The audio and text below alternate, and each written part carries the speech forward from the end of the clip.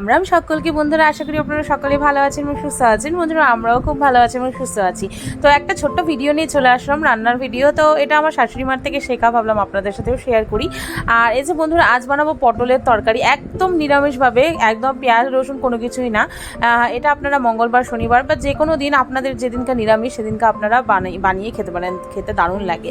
তো আমি পটলগুলো হালকা হলুদ লবণ দিয়ে আগে ফ্রাই করে রেখেছিলাম। তারপরে একটু তেল নিয়ে নিলাম, তেলের মধ্যে একটু পাঁচফোড়ন দিয়ে নিলাম, তারপরে একটু পটলটাকে নাড়াচাড়া করে আমি এদিকে কাজু বাদাম, সাথে সর্ষা বাটা আর একটু লঙ্কা বাটা করে রেখেছিলাম। তো সেগুলো আমি দিয়ে দিলাম, পেস্টগুলো। আর এটাকে হালকা পাতলা একটু নাড়িয়ে নিব। অ্যাকচুয়ালি বন্ধুরা, এটা না খুব একটা তো মানে ঝোল ঝোল হবে না, এটা একটু গ্রেভি গ্রেভি হবে আর কি, শুকনো শুকনো। তো এটা ভাতের সাথে খেতে দুর্দান্ত লাগে, একদম গরম গরম ভাতের সাথে আপনারা ট্রাই করে দেখবেন, দারুণ লাগে। অ্যাকচুয়ালি আমি তো ফার্স্ট টাইম বিয়ের পরে খেয়েছিলাম, তো আমার তো ভালো লেগেছিলো। তো শাশুড়ি মাকে বললাম যেদিনকে নিরামিষ হবে পুরো সেদিনকে আমি ট্রাই করবো এটা।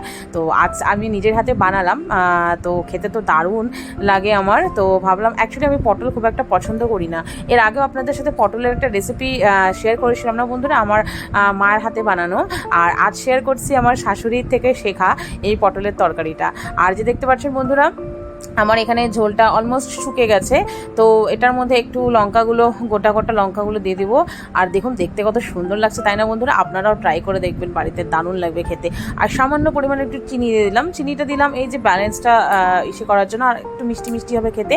আর নামানোর আগে একটু সর্ষের তেল দিয়ে দিলাম। দেখুন বন্ধুরা কেমন হয়েছে, কমেন্ট করে জানাবেন নিশ্চয়ই।